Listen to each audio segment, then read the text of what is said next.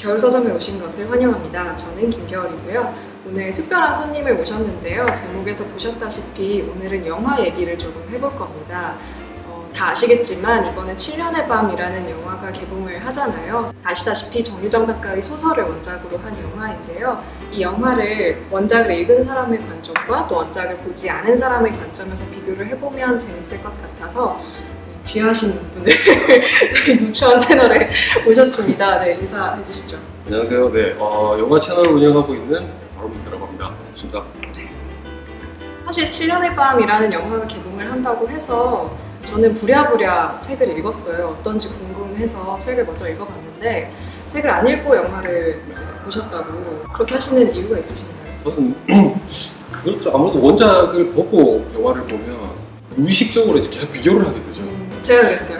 아, 원작은 이런데 왜 영화는 이렇지? 네. 이런 생각을 계속 하게 되다 보니까 그걸 일단 읽으면 어떻게 그게 통제가 안 되더라고요. 분명히 머릿속으로는 그냥 원작은 원작대로 영화는 영화대로 봐야지 하면서도 어쩔 수 없이 계속 비교를 하게 되니까 그럴 바에는 그럼 차라리 그냥 원작을 보지 말자 이렇게 이제 생각을 갖게 되죠. 아무튼 그래서 원작을 읽은 사람의 관점과 읽지 않은 사람의 관점에서 지금부터 영화에 대해서 또 책에 대해서 한번 이야기를 나눠보도록 하겠습니다. 네.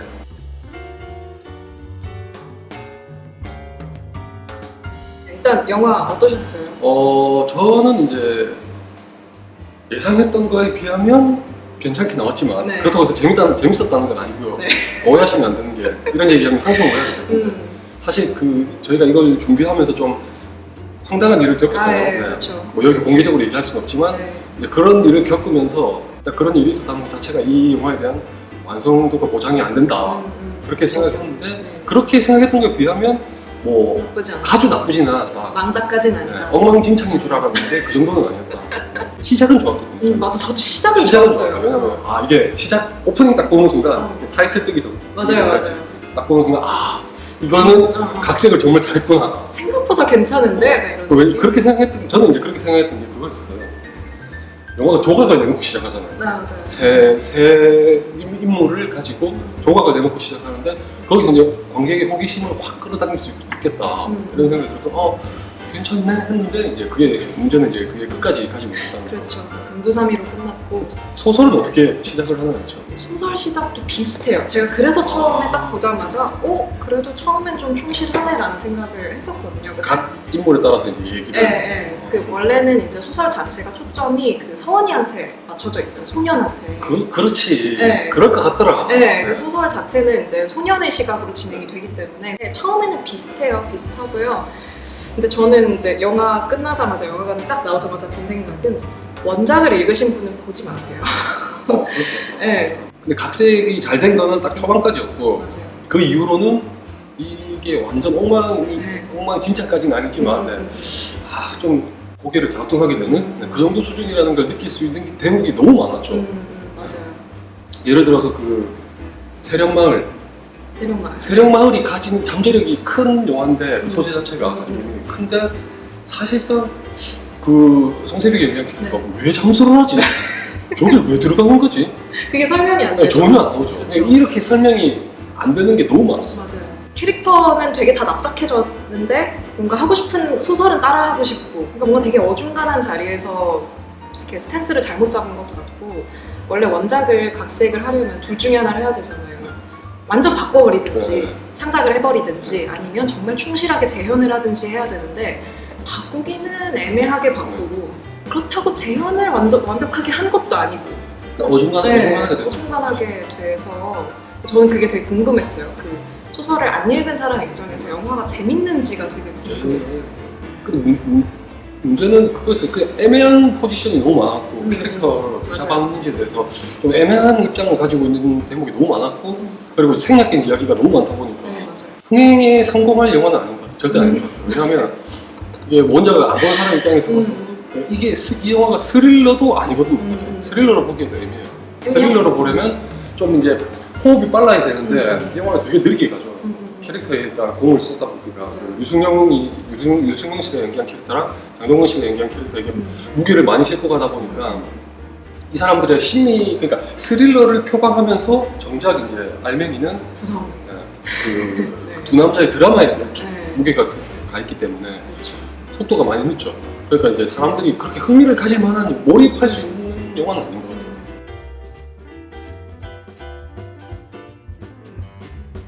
인물들에 대해서 납득이 가세요. 인물들의 행동이 납득이 이게 문제야. 이게 가장 큰 문제. 이게 진짜 제일 큰 문제예요. 최연수는 그나마 괜찮았어요. 음. 최연수는 이제 계속 이제 분량이 사실은 이제 그 오영재보다는 최연수가 좀 더 많잖아요. 그렇죠. 최연수 쪽으로 이제 그 아무래도 최연수가 가지고 있는 내적 트라우마 같은 걸 계속 이제 보여주기 때문에 그쪽으로 무기를 싣고 가기 때문에 이 캐릭터는 그래도 어느 정도 설명이 돼요. 근데 오영재 같은 경우는 그래서 이제 제가 오는 길에 이제 네. 영화를 늦게 봤거든요. 네. 어제 밤에 가까스로 봐가지고 네. 저도 어제 저녁에 봤어요. 오는 길에 이제 네. 조금 이제 기자분들 리뷰를 봤는데 이상한 표현을 이렇게 하시던데 뭐라고 하시던가요? 오영재가 이제 표현이 잘 됐다. 또는 이제 그래요? 감독의 인터뷰에서도 그런 얘기가 있더라고요. 이제 오영재에게 사연을 부여하고 싶었다. 근데 저는 의문이었죠. 무슨 사연이 있었던 거지? 저는 오영재가 제일 불만이었어요. 네. 이 전체에서, 영화 전체에서. 왜냐하면 오영재를 너무 착하게 그렇죠. 그렸어요. 저는 이런 지적이 나올 만하다고 그쵸. 생각했어요. 안 읽었는데 느낌이 네. 오죠. 그러니까 오영재는 진짜 본투비 사이코패스거든요, 소설에서. 그러니까 감독이 그렇게 네. 얘기하더라고요. 원래는 그냥 사이코패스인데 네, 미친 요즘 뭐 사람이에요. 사연을 부여하고 싶었다 했는데 저는 이제 의아한 거죠. 무슨 사연이 있었다는 거지 영화 속에. 그냥 그거였었어요. 이제 거부감을 특히 이제 여자분들의 입장에서는 거부감을 가질 만하다고 생각했던 게 동정적으로 그리죠. 이 그렇죠. 캐릭터를. 네, 막 울고. 네. 그러니까 왜 왜 이런 우는 식으로 거야, 묘사를 도대체? 하지? 그러니까 부성애 네. 부성애라고 하는데 부성애 자체도 말이 안 되죠. 왜냐면 그 딸을 엄청나게 학대를 하잖아요. 네. 폭력을 휘두른 차라리 부성애를 강조하고 싶었으면 그런 장면이라도 뺐어야 돼요. 선택을 했어야 돼요. 네, 딸에게 폭력을 가하는 장면을 뺐어야 되는데 그런 걸 실컷 보여주고 나서 그게 부성애다? 이거는 그렇죠. 문제가 있는 거죠. 그렇죠. 완전 캐붕이고, 그 원작에서는 오영재가 그렇게 막 이를 갈고서 최현수한테 막 그런 짓을 하는 이유가 그러니까 본인의 세계를 망쳤기 때문이거든요. 그렇죠. 그러니까 그게 좀 소유욕인데, 땄어야 돼요. 네, 그러니까 부성애가 아니라 네. 내 걸 건드려 네가 이런 느낌이거든요. 너 죽여버리겠어요 이런 느낌이기 때문에 완전히 이거는 캐릭터 붕괴라는 느낌이 들었고. 그러니까 그게 이제 대사가 마지막에 나오죠. 네. 그 딸을 운전하면서. 운전하면서 네. 그러니까 뭐 조금만 있으면 자기가 원하는 게 다 이루어질 수 있었는데 그런 게 이제 관객한테는 전혀 이제 뜬금. 와닿지 않는 거죠. 뭘 하고 싶었는데 도대체 약간 이런 느낌이 드는 거. 그렇다고 하더라도 그걸 부성애와 연계시킨다는 것은 무리수죠. 너무 아내와 딸을 그렇게 학대하고 미친놈처럼 대했는데 그러니까요. 그게 부성애 때문이다? 그- 그렇게 얘기하면 이거는 진짜 남자에 대한 모독이죠. 진짜. 왜 요즘 좀 이제 민감한 분들이 그런 얘기 많이 하잖아요. 요즘. 뭐 얼마 전에 마더라는 드라마도 있었고 이제 뭐 사회가 이제 여자에게 모성애를 너무 강조한다 이렇게 얘기하는데 이거는 그거하고는 다르게 이런 게 부성애라고 하면 진짜 남자들 다 또라이로 몰아가는 거죠 사실. 이거는 감독이 말도 안 이거 좀 캐릭터를 묘사하는 부분에서 문제가 있었다. 큰 문제가 있었다고 생각해요. 사실 이거 그냥 단순히 영화로만 보지 않는다면 그러니까 선택을 했었어야 됐는데 굳이 이 사이코패스 같은 면도 가지고 가고 싶고 네. 근데 부성애에 있는 것도 강조하고 그 싶고 자체가 무리수죠. 그러니까 둘 중에 하나를 했어야 되는데 일단 이걸 선택을 너무 못해서 아니면 그 오영재가 왜 그런 사람이 됐는지의 배경을 넣었어요. 그 최현수 같은 경우는 그런 네. 사연이 다 들어가 있잖아요. 이렇게 회상신도 있고 네. 막 계속 그러니까 그런 뒷받침이 됐어야 되는데 그런 거 하나도 없이 그냥 이제 진짜 또라이처럼 보이는데 저 분명 미친놈 같은데 너무 이제 동정적으로 동정 어린 시선으로 바라보게끔 이제 연출을 유도하니까 저는 그 부분에서 이미 딱 거부감이 생겼어요. 그 장면이었어요. 정확하게 생긴 거는 그 굿할 때 저 그 말 하려고 했어요. 제사 네. 굿하고 있는데 와가지고 네. 그 방울 막 하면서 막 그거를 너무 그 무슨 살풀이 하는 것처럼 이렇게 그리고 있는데 거기 배경음악이 완전 슬픈 되게 음악이 무섭죠. 막 장중한 슬픈 음악이 막 흘러나오는데 저는 보다 코웃음이 나는 거예요. 그러니까 너무 뭐 하는 거야? 이걸 심파로 그리는 것 자체가 이제 이 캐릭터에 대한 감독의 좀 판단이 잘못된 것 같아요. 너무 욕심이 좀 있었던 것 같고 일단 오영재라는 캐릭터가 붕괴해 버리니까 나머지 캐릭터도 그냥 흐지부지 돼버리는 느낌? 그나마 이제 괜찮았던 캐릭터가 송세벽 씨가 네, 그렇죠. 안승환이라는 아저씨 그 캐릭터가 이제 유일하게 중심을 잡는 것 같아요. 중심적 그리고 사실 저는 이 영화가 이제 뭐 부성애라는 얘기도 있지만 저는 그런 건 제외하고 책임감, 죄책감, 의문 이런 영화라고 생각, 이런 거에 대한 이야기라고 생각했거든요. 근데 그 중에서 유일하게 이제 그 자신의 의무라든지 책임감이라든지 양심이라든지 죄책감이라든지 이런 걸 가지고 살아가는 캐릭터가 이제 유일하게 그 송세백 씨가 있는 그 캐릭터였죠. 그래서 이제 저 캐릭터를 차라리 좀 더 살렸으면 어땠을까. 많이 축소된 부분이 있죠. 그리고 최현수라는 캐릭터 같은 경우에도 최현수라는 사람의 배경이 나오는 게 그냥 그 아버지와의 관계만 나오잖아요. 네. 근데 원작 소설에서는 이 사람이 야구 선수 출신이에요. 그 포수 출신이고 왼손잡이거든요. 그게 되게 중요하게 나와요. 그래서 그 중간에 그 장면 기억나세요? 그 손을 이렇게 막 날카로운 걸 따잖아요. 근데 그게 저는 보면서 어이가 없었던 게 그 소설 전체적으로 그 왼손이 되게 중요해요. 왜냐하면 그 손으로 아이도 죽이고 그 손으로 아내도 처음으로 때리고 그 손이 이제 움직이질 않거든요. 그래서 그 손을 따기도 하고 다 왼손이에요. 이 사람 왼손잡인데 영화에서 따는 게 오른손이더라고요. 애는 왼손으로 죽여놓고 소주는 또 왼손으로 마셔. 그러니까 이게 감독이 포기할 거면 그러면 다른 장면을 넣지 말든가. 근데 그게 소설에서는 되게 중요한 부분인데 어떻게 그 디테일을 살려보겠다고 그런 장면을 넣고 근데 야구 선수라는 배경이나 그런 배경 자체는 완전히 다 삭제했잖아요. 그러니까 앞뒤가 안 맞는 거예요, 이게. 그리고 그 덫을 놓는 이유도 오영재가 덫을 놓는 이유도 이 사람이 원래 야구 선수니까 엄청 키도 크고 덩치도 좋은 사람인 거예요. 그래서 덫을 놔서 힘을 빼지 않으면 자기가 잡을 수가 없는 거예요, 이 사람을. 그래서 덫을 놓거든요. 그 덫을 놓는 게 이해가 안 되잖아요. 굳이 저렇게 그냥 잡아다 묶으면 되잖아. 근데 그 덫을 놓는 이유가 이 사람의 힘을 빼기 위해서거든요. 못 움직이게 하려고. 그러니까 그런 캐릭터들이 다 납작해지니까 이 사람들의 행동이 이해가 안 되고 당연히 이제 소설을 원작으로 할 때는 영화가 이제 좀 부담을 가질 수밖에 없는 게 이제 시간적인 제한 때문이고 네, 2시간 안에 해야 되니까. 그렇다면 이제 좀 단순하게 갈 필요가 있는데 캐릭터 묘사라든지 맞아요. 이런 제가 뭐 다른 영상에 최근에 이제 몇 번의 영상에서 얘기를 했었지만 영화 같은 경우는 이제 그런데 시간을 할애 못하니까 이제 단적인 이미지 같은 걸로 이제 대본에 이 캐릭터를 확립하고 진행을 하는데 반면에 이제 이 영화 같은 경우는 캐릭터에 시간을 많이 쏟는 거에 비해서 그럼에도 불구하고 이제 살려내지 못했거나 왜냐면 그 이야기 자체가 좀 이렇게 단순하다고 볼 수 없기 때문에 이 두 캐릭터 자체가 그렇게 비춰버리면 이제 좀 조금 전까지 얘기한 것처럼 이제 좀 왜 이렇게 얘기를 하지? 왜 이런 얘기는 어디 갔지? 이런 불만이 나올 수밖에 없는 상황인데 인물의 행동의 이유가 설명이 충분히 안 되는 느낌. 이 영화가 가진 최대의 결점은 그거였어요. 그 이상희 씨가 연기한 캐릭터. 네네네네. 쟤는 왜 나오는 거지? 그러니까 초반에 되게 의미심장하게 등장을 하잖아요. 제가 그 말 너무 하고 싶었어요. 그 사람 소설이 없어요. 근데 왜? 그러니까 왜 넣었냐고 그거를. 그러니까 저는 보면서 이건 또 무슨 클리셰지? 이러고 봤는데 없거든요. 소설에 그 캐릭터가. 그럼 되게 중요한 역할을 할 줄 알았어요. 영화에서 내용에 비중이 없죠. 비중이 없잖아요. 아예 빼버렸어야 되는데. 그러니까 그걸 왜 넣었지? 이해가 안 되고. 굳이 왜 살려놓은 거지 저는. 그러니까요. 그럴 수가 있어. 근데 어떻게 하다 보니까 이렇게 이제 처음에 계획했던 거하고 달라서 이제 충분히 살리지 못한 캐릭터가 있을 수 있다. 그러면 아예 잘라냈어야 되는데 그러니까요. 저걸 왜 굳이 내버려뒀지? 그러니까 아무리 생각해도 이유를 모르겠는데 그냥 맥거핀 같은 그냥 아무것도 안 하네요. 그냥 그 도입부에 이제 딱 등장을 하길래 쟤는 누구지? 이제 저는 보면서 계속 생각을 했거든요. 그 사람은 누구지? 뭘까? 혹시 저 사람이 오영재의 부인인가? 부인이 이제 미쳐가지고 저렇게 된 거야. 근데 나중에 보니까 사진을 보니까 또 아니야. 도대체 뭐지 했는데 나중에 이제 몇 번 나오긴 하죠. 그쵸. 막 눈도 가려주고. 그 연기 잘하는 배우를 데려다가 아무것도 아니야. 저걸로 만들어놓을 필요가 있었을까? 그쵸. 이런 생각이 드는 거예요. 낭비 같은 느낌? 정말 재능 낭비였어요. 맞아요. 그래서 제가 제일 불만이었던 거는 면회가 제일 불만이었어요. 면회하는 장면? 마지막 거의 후반부에. 네, 왜 아들이 아빠 면회에서 만나잖아요. 소설에 안 만나거든요. 끝까지 안 만나요. 끝까지 안 만나고. 그러니까 이게 부성애 쪽에 초점이 맞춰졌다는 걸 알 수 있는 게 그런 거고. 그래서 끝까지 면회를 안 가고요. 이 아저씨가 면회를 해서 들었던 얘기를 전해줘요. 소년한테. 근데 둘이 만나서 울고 있는 거예요. 이제 또 한국 관객의 입장에 맞추려다 보면 심파라는 게 또 필수적이잖아요. 그러다 보니까 이게 또 그런 쪽으로 이제 좀 초점이 맞춰지면서 감정 과잉이죠. 이 영화 계속.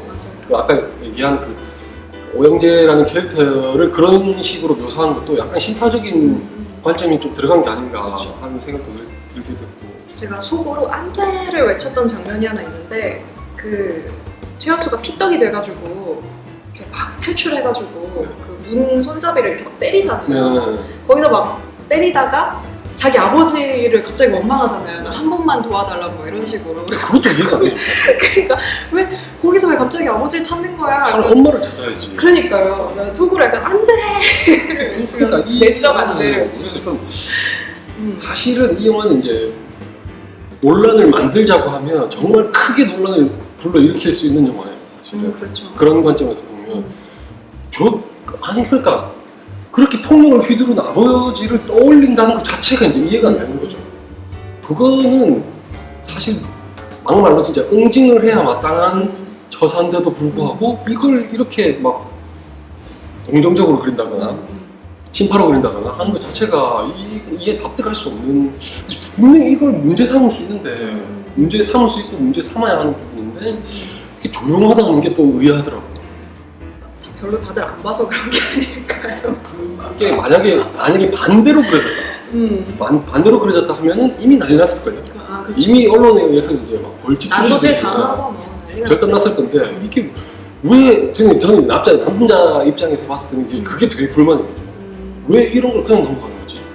이게 좀 이해할 수 기분 없다가 지금 굉장히 기분 나쁜 거예요. 그런 면에서 저는 또 하나 좀 아쉬웠던 설정이 뭐냐면 그 문하영 있잖아요. 오영재의 아내가 이 영화에서는 뭐 자살했다 뭐 이런 소식, 뭐 수원에서 뭐 짧게 자살했다 그냥 얘기만 나오는데 사실은 그 원작 소설에서는 프랑스로 도피를 해서 재혼을 해요. 아 그러면 죽여버린 거 가지고 와서 그 집도 좀 사는 집안이구나. 그러니까 그 집도 사는 집안인데 이제 그 자기 친구 동기가 프랑스에 있어서 그로 도망을 쳐요. 프랑스로 어차피 우리나라 안에 있으면 어쨌든 잡힌다는 걸 아니까 프랑스로 도망을 쳐서 이 소년한테 전달해 주라면서 그 여러 가지 자신의 이야기들을 해줘요. 그 편지를 쓰거든요. 아저씨한테. 아저씨가 소년한테 그걸 보여주면서 그 소년이 그걸 읽고 나서 그 최후의 순간에 오영재한테 복수를 할 때 문하영의 주소와 전화번호를 가지고 시간을 끄는 식으로 이제 딜을 해요. 그게 되게 중요하거든요, 소설에서. 말하자면 소년한테 조력자인 거죠, 문하영이라는 사람이. 근데 이제 그런 복잡한 얘기를 빼다 보니까 그냥 수원에서 목을면서 죽은 사람이 됐는데 뭐 굳이 죽일 필요가 있었나? 약간 오영재를 이렇게 미치게 만들려는 그걸로 쓰인 거잖아요. 그래서 조금 아쉬웠어요. 그러니까 여성 캐릭터들 경우에도 제가 아까 문하영 얘기를 잠깐 했지만 최연수의 아내도 비중이 많이 줄었죠. 소설보다 비중이 훨씬 줄었고요. 되게 납작해졌어요. 이게 느껴지죠. 이 그 감독이 이제 남자고 여자고 간에 다 이거 인물을 묘사하는데 좀 문제가 있다고 생각했던 게 되게 그 부인이 되게 좀 히스테리컬한 인물로 나오잖아요. 계속 처음부터 끝까지 계속. 왜 인물을 저런 식으로밖에 그리지 못하지? 이런 생각을 갖게 되더라고요. 근데 그 원작에서도 그렇게 그러니까 엄청 히스테리컬하긴 한데 그 사람이 히스테리컬한 이유가 충분히 설명이 되죠. 이 사람이 왜 히스테리컬한지에 대해서 영화에서는 한마디로 떼어줘요. 네, 그냥 뭐 내가 뭐 뒤치다거리를 했는데 어쩌고저쩌고 하지만 사실은 그게 이제 최연소가 야구 선수였던 것과도 관계가 있고 되게 원래 좀 복잡한 캐릭터인데 좀 많이 납작해진 느낌이 있고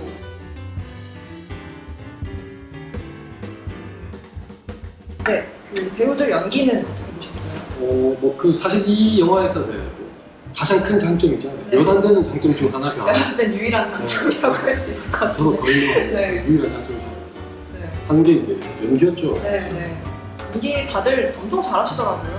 유승용 씨가 두 사람 다 뭐 사실 연기에서는 뭐 흡족대가 어떤 영화가 아니었나. 뭐 유승용 씨 같은 경우는 뭐 원래 연기를 워낙 잘하시는 분이고 이제 댐에서 문을 부수고 들어가는 그 장면 같은 경우도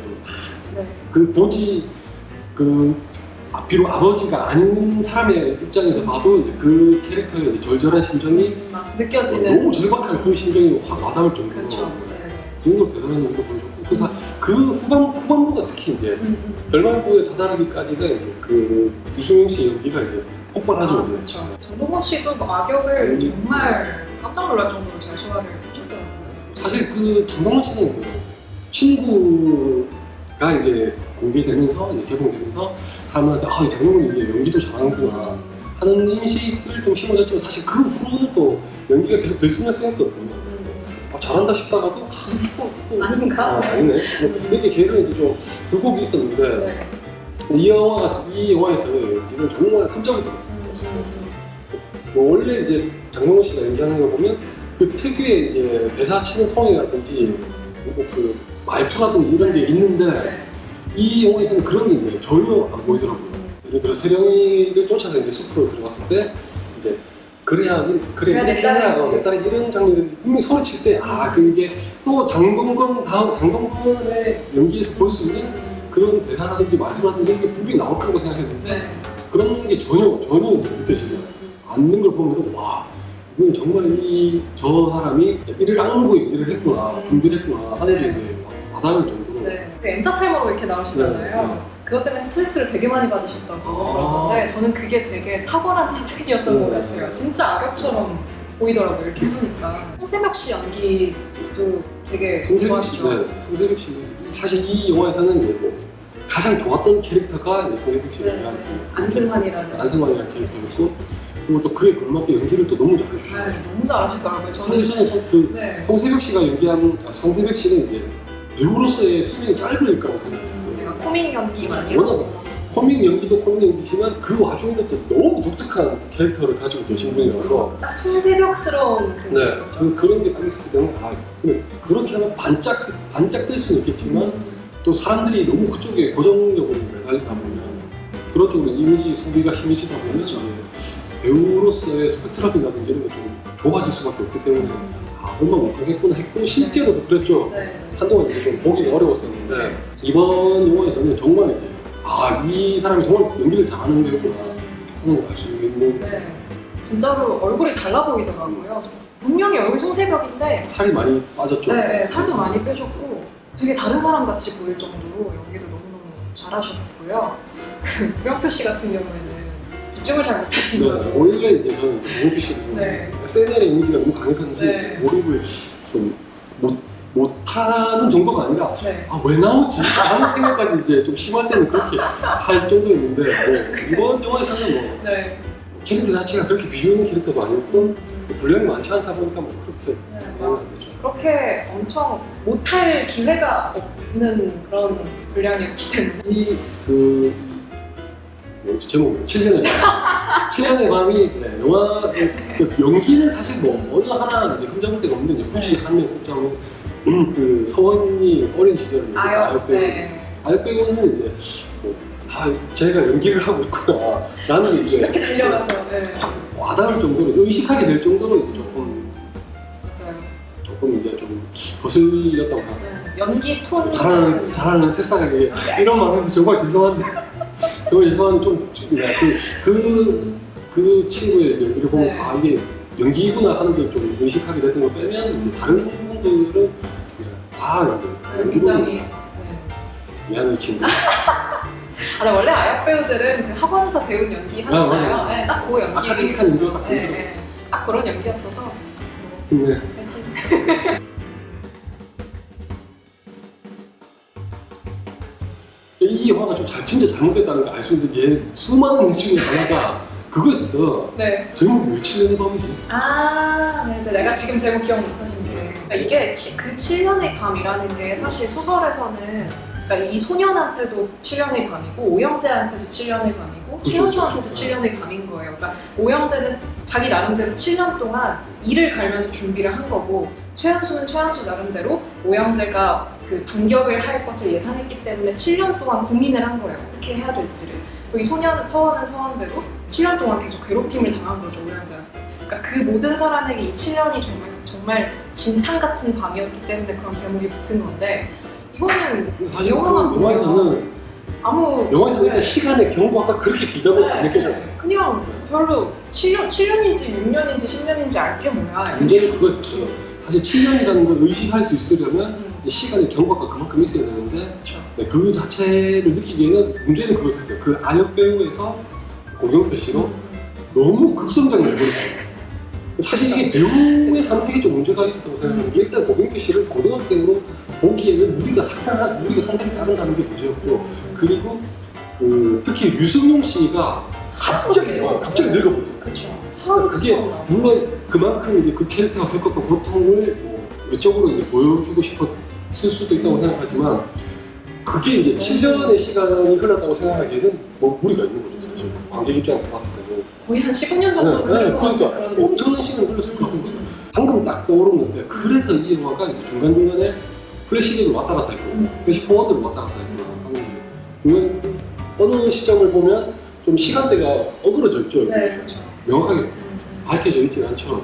그 영화를 보는 동안에는 이게 오히려 좀 미스테리한 부분을 살리는 역할을 하겠구나 했는데 막상 이제 영화가 끝나고 나면 그걸 왜 그렇게 편집을 한 거지? 이렇게 생각을 하게 됐었는데 얘기를 듣다 보니까 그런 의도가 좀 있었을 수도 있는데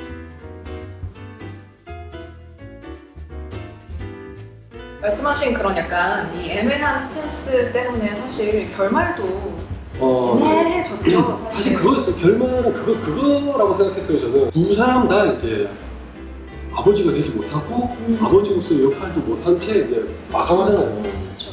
유승윤 씨가 얘기한 최현 씨 같은 경우도 스스로 목숨을 끊잖아요.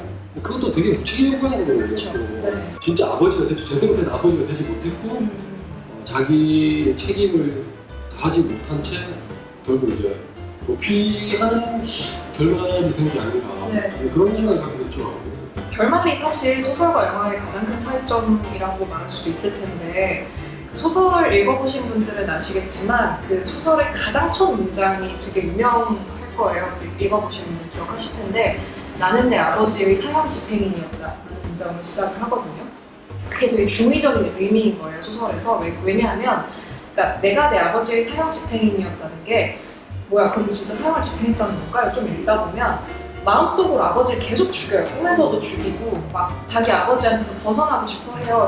그래서 사형 집행이라는 거구나 하고서 쭉 읽다 보면 결말에서 새로운 사실을 알게 돼요. 그러니까 이 오영재가 최현수가 죽기만을 기다리고 있는 거예요. 사형 집행이 되기만을. 사형 집행이 되자마자 이 아저씨랑 소년을 납치를 해서 복수를 하려고 기다리고 있었다는 걸 알게 돼요. 그걸 어떻게 알게 되냐면 오영재가 그 되게 추리한 얼굴로 나오잖아요. 결말 때 그게 아니라 오영재가 그 의료봉사를 나가요. 교도소에 치과의사잖아요. 그래서 그 최현수가 일부러 오영재한테 찾아가서 이빨을 하나씩 뽑힘을 당하면서 이야기를 나눠요.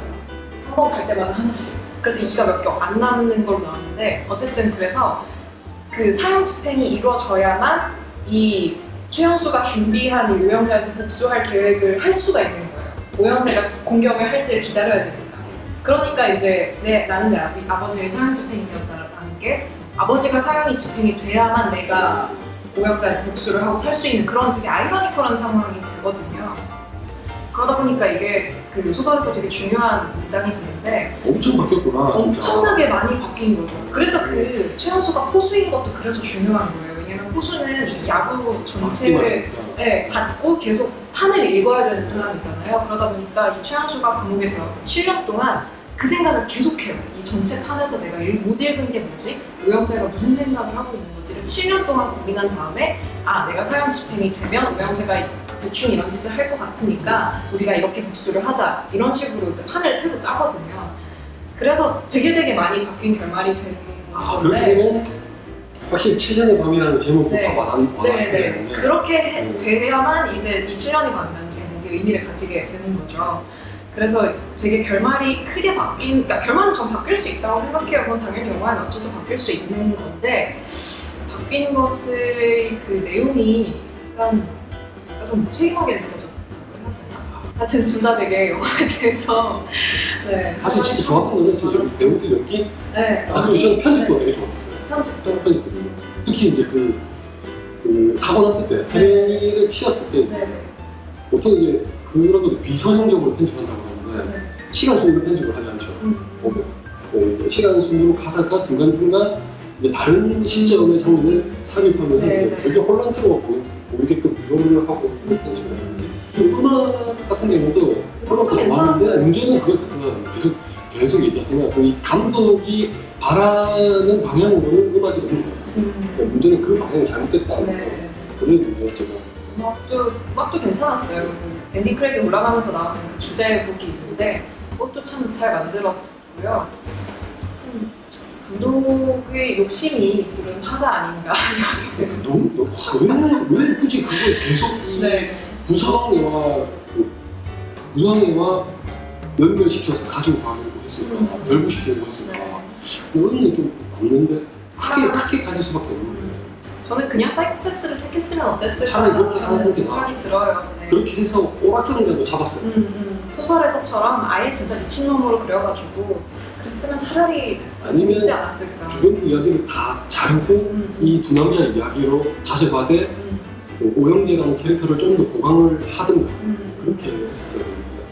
여러모로 소설 원작을 읽은 사람 입장에서는 굉장히 아쉽습니다. 이게 이렇게 영화가 됐다는 게 이거보다 더 잘 좋은 영화가 만들어질 수 있었을 만한 소설인데 좀 아쉽다는 생각이 들고요. 다음에는 좀 좋은 얘기를 많이 할 수 있는 그런 영화가 나왔으면 좋겠는데 네. 우리가 다음에 또 경울님이랑 같이 네. 이렇게 원작을 가진 영화를 가지고 할 기회는 얼마든지 있을 거라고 생각해요. 네. 왜냐하면 우리나라에서도 그렇고 할리우드에서도 그렇고 이게 보편화된 영화 제작 방식이다 보니까 그렇죠.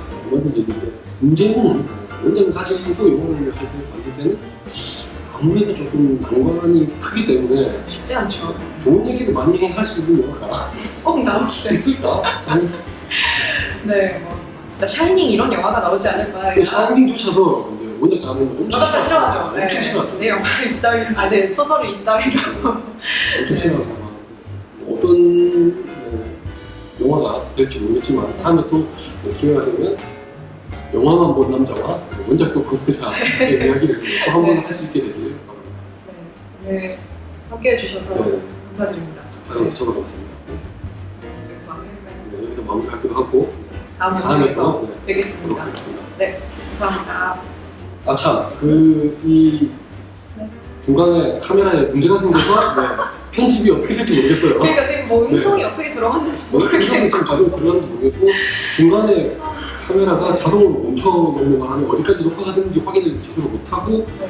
계속 이어서 하는 거라 편집이 어떻게 될지 모르겠습니다. 지금 이게 들어가고 있을까요? 저는 그것도 궁금하네요. 그 부분도 이해를 부탁드리도록 네, 이해를 부탁드리면서 마치도록 하겠습니다. 감사합니다.